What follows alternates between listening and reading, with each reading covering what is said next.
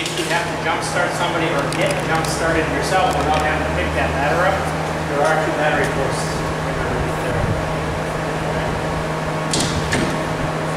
In the center, in the back, is a door you can open. That door gives you access to the oil, the transmission fluid. All right, so if you're looking in there, you can check the oil transmission fluid. You will have to tilt the cap and check hoses and belts, and your antifreeze, yes, cooler. And that is a safe class. We don't have antifreeze. Cooler. Yeah. There you go. Your pump panel. Everything on this part of the pump panel is either an intake, one on each side, or it's an auxiliary hand line. All right. Your main pump panel is right here. Okay. And then your cross lays would be up here. So you have cross lay number 1, cross lay number 2. You have a front discharge. Okay. If you look at your pump panel, front discharge, cross lay number 1, cross lay number 2. They're all right here, this location. If you got to add more, go out to your auxiliary lines, which you would control with the valve right there at that line. When you're going to run this pump, you want to try to gain all of your cross lays at least 5 psi different. 5 low, 5 high, 5 low, 5 high. That way you have a 10 psi differential across the board. Okay? Why you want that is so that this piece of equipment can operate faster than you. If you're going to run in the pressure mode with your governor there, and I would run it in the pressure mode anytime I had somebody at the end of a hand line or a live person on there, I want to gate them 5 low, 5 high with so that I get the 10 psi differential so that can act faster than I can. If I shut the bail on number 1, I don't want number 2 spiking off the ground. By gating at 10 psi difference, it sees that pressure differential and it drops the RPM quicker than I can. Okay. It needs to see the pressure. If I gate them all the same, it can't decide what to do either. And it wouldn't do that if it was an RPM mode? RPM it will not. RPM is like a vernier throttle. Wherever you set the RPM, it stays. So I don't care if I got 3 hand lines out and I shut the bail on 1, RPM is going to stay constant. And you will feel the effects of that. Okay? Whereas in pressure mode, it's automatically governing the up and down. It's like the cruise control of your car. Okay? If you set it and you're coming up to a hill, it'll rev up the RPM to get you up and over the hill. When you get to the other side, it will drop the RPM. In a sense, that's all the pressure governor does. As a matter of fact, very first ones were cruise control of a car. It did the same thing. That's what this is doing. Okay. So you have the option to select the mode you want to be in, either pressure mode or RPM mode, just by pushing this button. I guess the way I would look at it is if I don't have anybody at the end of a hand line, or if I'm just running my big stick, I don't care if I'm going to cavitate, I run it in RPM. If I want to worry about cavitating or worry about somebody at the end, I run it in pressure.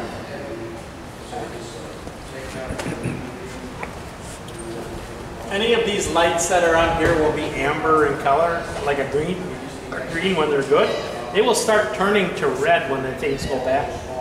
So this physical light inside of here will change color.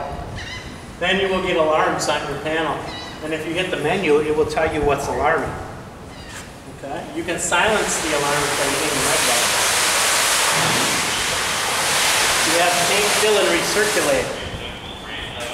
Down here, not so bad. Up by us, we don't like these because where it recirculates, if you open that too far, it dumps behind the tires there. For us, that's creating an ice skating pond around our truck. So we would carry a jump piece of hose and put it on there and get it off in a ditch, get the water away from the truck. Where you, it's not such a big issue. Tank to pump is automatic gravity fed. Okay, I'm assuming your tank on here is 500 gallons, okay, yeah. roughly 7? I think it's 5. Oh, it's 5, right? Yeah. 5. Yeah. So if you open this up, it's automatically going to fill your pump up. So you do not have to prime your pump from that tank. It's gravity fed. If your primer doesn't work and you need to draft, Drop your tank to pump and let it backfeed all the way through, and then it's primed. You don't have to worry about priming. Okay? This primer is an air primer. It's got no moving parts on it. There's no oil tank, no motor.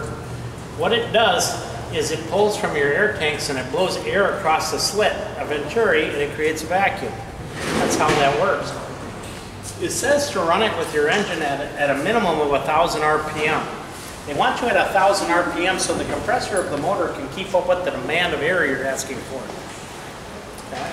If you hold that in right now without the truck running, I would bleed all my air tanks out, then my brakes would back up and I couldn't get out of here. So you want to have air pressure. Do not dash this. Do not go bam like that. There is a needle valve in there. People do that and then they bend the needle valve. If they bend the needle valve, it sticks. If it sticks, it's going to drain all the air out of your tank. These are replaceable. You can rebuild them. There's a rebuild kit for them. But why if you don't have to, right? Yes, sir. So this truck, I'm assuming, has an air horn shut off so it saves your brakes. If your pressure gets down low enough, it turns your air horn off. Depends on how it was spec'd. It may or may not. Our other ones that we've got from Pierce have, so but the primer does not have that feature. It'll run you completely out of air. Yes, sir. Okay. Yeah. Yes, it will. Big valve. Big valve here is for your aerial. How it works. I open this big valve up, water comes up the pump, goes down a pipe, that heads against the cap back there. It's got nowhere else to go but up and out the aerial. Okay? If I'm first in with this truck and I'm at the end of a hydrant run, and I got my hand lines out and I'm already taxing the hydrant, I'm down to like 20 on the intake here. I don't want to go any further, I'll be pulling a vacuum, so I would probably leave my big valve closed at the pump end. I would take the cap off in the back and I would drive my aerial separately with a pumper that could be 1,000 feet down the road. If I do that, I'd probably want a gated valve in the back of my truck so I have some control of the water that's up there. Okay? Remember though, you may have a gated valve in your system. At the end of your bucket up there, when you have your bucket nozzles, there may already be an electronic gated valve in the monitor head itself. You may have that. Okay. Do not grab this big wheel and crank it as fast as you can. Open it. When you open this up, what you're doing is you're sending water up that pipe. That pipe, remember, gets narrower and narrower as it goes. So if you send a slug of water up this pipe really fast, it doesn't compress real well, and it's going to end up blowing your tube apart. Okay? Open this slowly. Let the water get through the pipe before you give it its all. Because if you send that slug of water through, every time it hits a smaller one, it's going to try pushing those pipes apart. And it will succeed after a while. All right. Primer drain. Do not firefight this. Do not get on here and go, "Urgh." This is a needle valve. If I close it with my fingers, that's as tight as it needs to be. If I crank on it, it will never seal past that point where I just smooshed the needle valve. I scored it, now it's done. So, finger tight. That's it. That's all it's gotta be. Drains. The one that says aerial drain is not your main aerial drain. That's in the back of the truck. This is a small drain from the top of the pump down. Yes, it will drain the aerial, but it'll take it about an hour and a half. This is only about this big. The one in the back is about that big. Okay. This is your manual pump shift. Okay, if I hop out of my cab and I forgot to turn my pump on, yes, I could turn it on this way. It's not recommended though. If your computer on your truck takes a dump, it don't work anymore, right? This light will come on saying, hey, you got a problem with the computer of your truck. You can turn this on, it will go directly to the batteries of the truck and it will bypass the computer and it will engage your pump. In case there's a problem. Alright? Plus, you cannot crawl under here anymore and find the linkage to put your pump in because it's not down there. It's electronically controlled, so we have to give you a way of turning that pump on should you have a problem. This is it. Now, with the door open like it is, if I go like that, I'd probably shut my pump off. Now, if there's people in the building, they're probably not real happy with me. All right? So be very careful when you're working around this, that you don't check the pump off. I don't know why they make it this way. They should make it backwards, so it can't possibly go off, you think. All right. Okay. Cord reel rewind. If you push the cord reel rewind, which is up there, make sure you have tension on that cord. Don't let it freewheel, because if it freewheels, it's going to burn that stuff there. It's going to get all tangled. Possibly, it will wrap itself up, double wrapping, and it will bend things up there. Okay? So, give it some tension, hold back on it a little bit. Here's that slide-out tray I was telling you about. If I push this tab in and this tab, pull them out, it'll come out that far. Now, NFPA says this step has to be so big, okay? And it needs to hold 500 pounds. Do not be gentle with this step, all right? Don't pull it out and go slow, just rip it out. Because if you go slow, it's gonna get kitty wampus on you and it's gonna make you mad. It's gonna do this number, it's gonna do that number, it's gonna make you all sorts of crazy, okay? Throw it out. When you're done using it, put it back the way it is. Gotta push both tabs in, slide it back, and you're good to go. Do not grease those tracks. It'll pick up all the little road stones. It won't slide anymore. It will tell you when the step is out so you're not picking people off the sidewalk when you go by. Got there. This is your pumping gear light. About it. When you're doing your like normal pump checks in the morning, do you need to like put it up at like 150 on this since pump pressures might be higher on the aerial, or is it? It all depends on your station's SOP of what they want. I know a lot of them will engage the pump, make sure it goes in. They'll circulate water. Oh, that's another thing with this pump. Whenever you put this pump in, make sure you have water moving. That's your first priority, because this pump is so small. It will heat up really quickly. And if it heats up quickly, the first thing that's going to go are your seals. The second thing that's going to go is the pump itself, because it's just a small brass take-up wheel, and it's really only about that big. Once it gets hot, it'll expand itself, drive itself right into the cast hanger, and then it's junk. So always have water moving in this pump no matter what you do. But is there a recommended pressure to go up to when you're doing a morning check? Whatever you guys are doing, continue to do. Can you run it up to 200? Yep. And will it hurt it to run it up to 200? They will do that when they come out here to do your water weight checks. They're going to cap each end of the water weight, and they are going to run it up to 200, 220, 250, because they want to see those relief valves open up. First, it should open at 165 for the one up there, and then they can continue to crank it up 250 the back one. You guys are delayed because So we have the same on the Mechanical competitive, but they're working on getting the Our squads. process is, Hey, Josh, can you guys we leave the tank see where they're at up and the for the research next flow? open all the time. You can here. Just because somebody does, They're taking it, yeah. if you accidentally turn or hit the button, I don't want this pump running. That's smart. That's, oh, sure, yeah.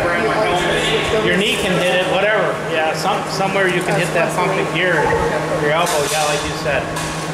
So, definitely. It's a very good idea to have the recirc line open and tank the pump.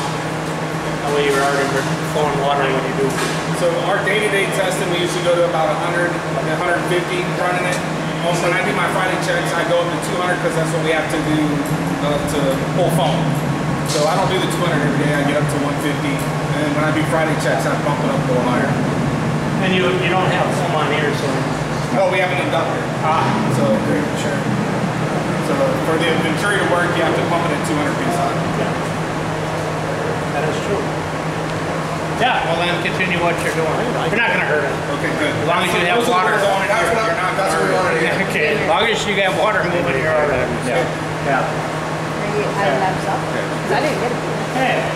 Pads. The black Kevlar plastic type pad used in your truck. They're a lot lighter than the aluminum pads that used to be. They're not bulletproof. Don't hold them up and run with them. You're just a bigger target. They make nice cutting boards though for fish and stuff. They don't squeal when you pull them out. That's a good thing. But if you don't use them, this is 200 pounds per square inch.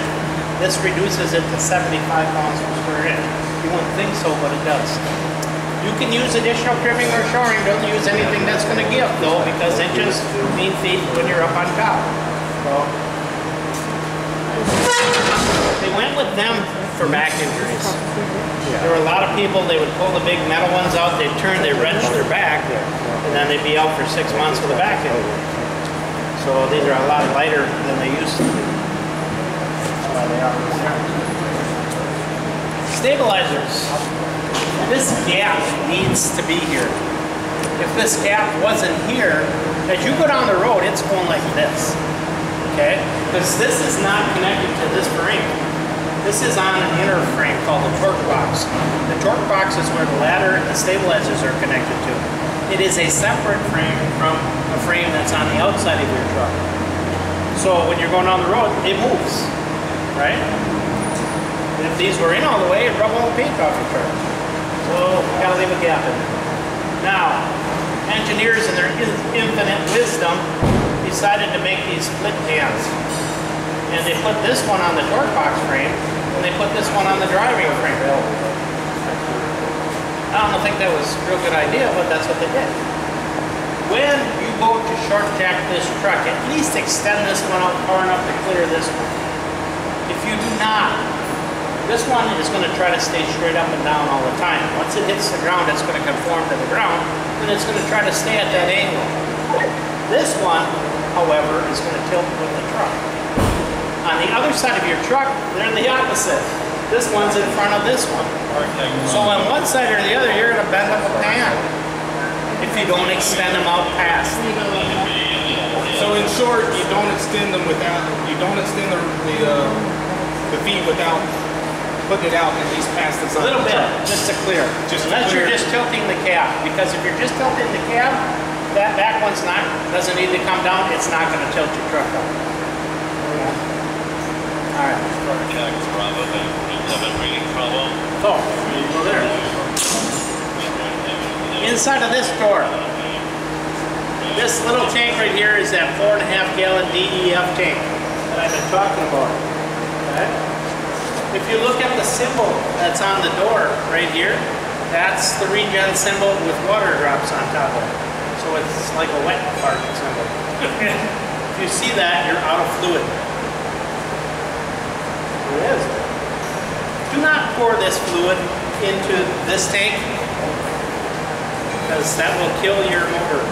It one time gets up the motor, $35,000 for a new engine. It's not good. Yes, sir.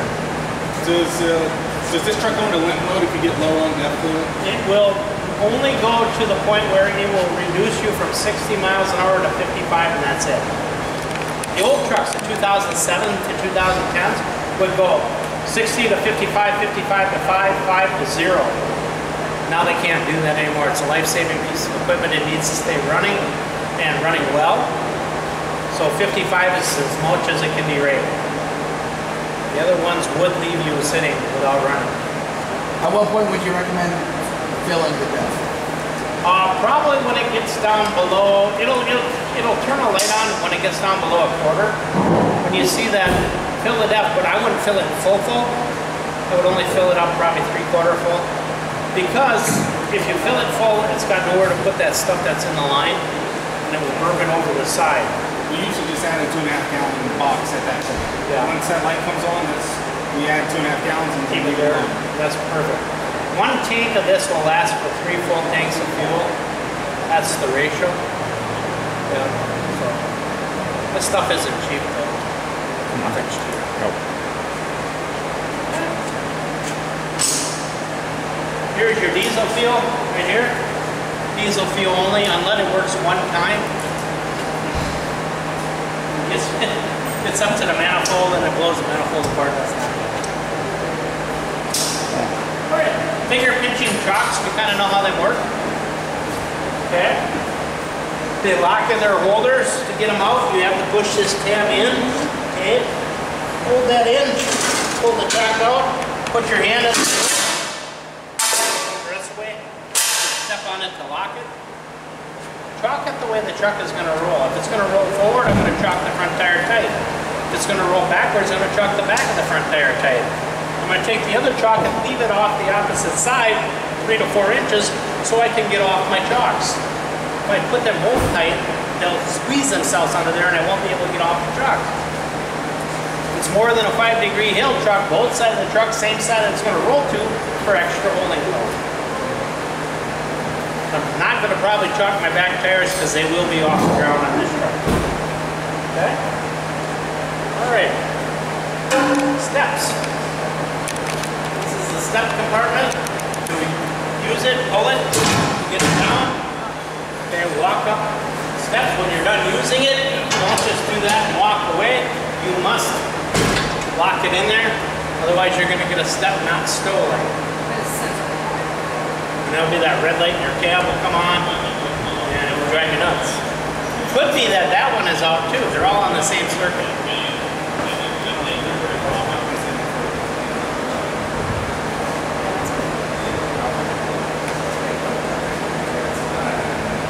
I just want to make sure you didn't have a step on the other side. Sometimes people do. This, for you, is your oil tank indicator. If there's any oil in here at all, you're good. If you look at it, the tab way up at the top, there's a tick way at the bottom. So what they're saying is, as long as there's oil in there, you're good. Okay. Remember, it's only a 25-gallon oil tank. That's hydraulics for the ladder? That is, for the stabilizer ladder. And where that gets filled is up in the turntable area.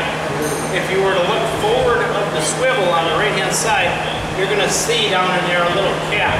You'll need a funnel about that long to fill it. Pack it up, stow it on a level surface for at least 10 minutes before you go to fill it, because if everything is out and the ladder's up, it's going to read low. Okay, you don't want to pack it up and have it burp all over the place. That's just a mess. There is an oil cooler on this truck. It is forward of the torque box. When this truck reaches 212 degrees, you will hear, I lied, 115 degrees on the area oil. So at 115 degrees on the area oil, you're going to hear that come on. And it's trying to cool that oil down.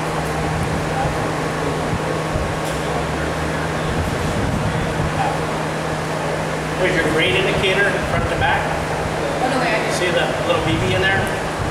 BB in the green, 100% use of the load chart. As long as the BB around the backside is in the green as well. They both have to be in the green. BB in the yellow, on either one of them, you got to cut the weight of the ladder in half. BB in the red, it's a no-go, reposition your truck. You're too unstable to operate. Okay? Two yellows equal one red. Sorry, sir. Do 2 yellows equal 1 red? Two yellows do not equal 1 red. 2 yellows equal 1 half. So if you're both in the yellow, you still got half capacity. 1 yellow, 1 green don't make it any better though. Okay. If you're driving this truck, make sure you can see these lights. If you can't see the lights, don't drive the truck. That's simple. It tells you where the back end of the truck is. If you hit this, you probably already hit this. That's not a good thing. Come on back around here.